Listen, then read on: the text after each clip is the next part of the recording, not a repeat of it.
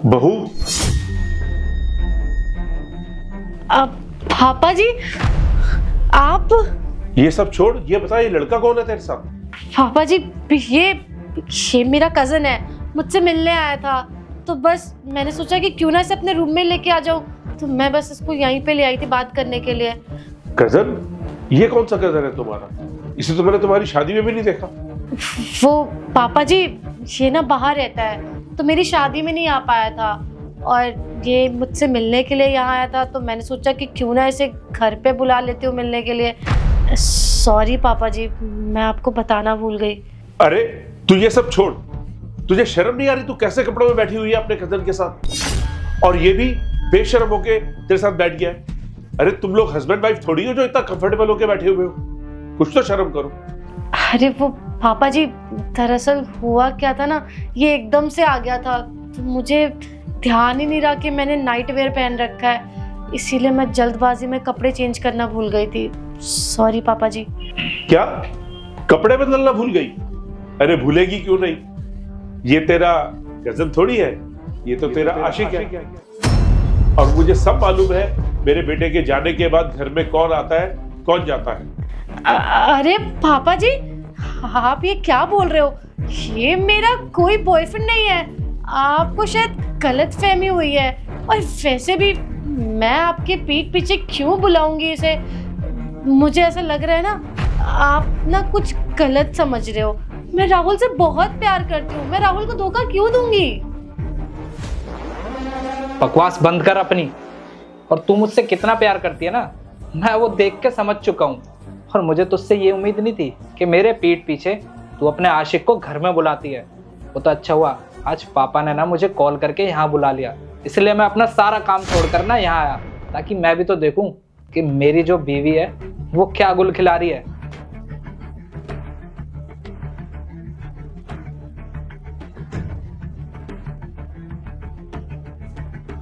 Hello Rahul बेटा, तू सारे काम छोड़ के जल्दी से घर आ जा, मुझे लगता है बहू के कमरे में कोई है।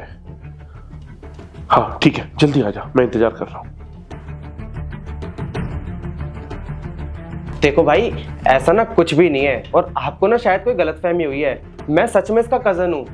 लगता है तू सच्चाई ना ऐसे नहीं बताएगा, मैं पुलिस को कॉल करता हूँ, अब वही सच उगलवाएंगे कि तू इसका कजन है या इसका आशिक। नहीं नहीं भाई, पुलिस को बुलाने की कोई भी ज़रूरत नहीं है, मैं बताता हूँ तुम्हें सच्चाई क्या है। दरअसल क्या है, मैं पिछले 3 महीने से तुम्हारे घर पे आ रहा हूँ, और तुम जब ऑफिस चले जाते हो ना, ये डेली मुझे यहाँ पे बुला लेती है, और तुम्हारे ऑफिस से आने से पहले ही ये मुझे यहाँ से भेज देती है, और ये तुम्हारे पापा को नींद की दवाई दे के सुला देती है, और ये इसलिए करती है कि तुम्हारे पापा के सामने हमारा सच ना आ जाए। और मैं तुमसे बोलता था ना कि हमारी सच्चाई इनके सामने कभी ना कभी तो आ ही जाएगी। तुम्हें ही घर में मिलना था, मैं हमेशा तुमसे मना करता था कि हम बाहर मिलते, तुम्हारे घर में नहीं। लो भुगतो अब। अरे तुम ये क्या बकवास कर रहे हो राहुल, तुम ना इसकी बातों पे यकीन मत करना, ये झूठ बोल रहा है, मेरा इससे कोई संबंध नहीं है, ये सिर्फ और सिर्फ मेरा एक दोस्त था, और मैंने सिर्फ इसको दोस्त के नाते घर पे बुलाया था, मुझे नहीं पता था कि ये ऐसी बातें करेगा मेरे को लेके। राहुल मैं तुमसे प्यार करती हूँ, मैं तुम्हारे साथ क्यों धोखा करूंगी, तुम इसकी बातों में मत आना, ये एक नंबर का झूठा है, अपने आप को बचाने के लिए मुझे फंसा रहा है। बस और एक शब्द नहीं सुनना चाहता मैं, और कौन झूठ बोल रहा है कौन सच ना मुझे सब पता चल गया है। और मुझे तो हैरानी इस बात की हो रही है कि तू घर में अपने आशिक को बुला के ये सब चीजें कर रही है, और मेरे पापा को खाने में नींद की दवाई देके उन्हें सुला देती है। अरे एक बार तुझे ये नहीं लगा कि कल के दिन हम दोनों में से किसी को पता लग गया तो तेरा क्या होगा, हमारे रिश्ते का क्या होगा। तूने किसी तीसरे की वजह से ना हमारा रिश्ता खराब कर लिया, और मैंने ऐसी कौन सी कमी छोड़ी थी जो तुझे इसका सहारा लेना पड़ा। अरे एक बार बोल देती ना किसी चीज की जरूरत थी तो, पर नहीं, तूने तो गलत रास्ते को अपनाना अच्छा समझा ना। खैर सृष्टि, अब तू क्या सोच रही है, मैं तुझे इस घर से भगा दूंगा? नहीं, अब ना मैं तुझे यहीं पे रखूंगा जब तक तेरे माँ बाप नहीं आ जाते हैं। और पापा, इसके माँ बाप को कॉल करो और उनको यहाँ बुलाओ और दिखाओ उनकी बेटी की करतूत क्या है। अब वही फैसला करेंगे कि तेरे साथ क्या करना है, क्योंकि मैं तेरे साथ रहूंगा नहीं, पर तुझे कहीं का भी नहीं छोड़ूंगा, ध्यान रखियो। चलो पापा।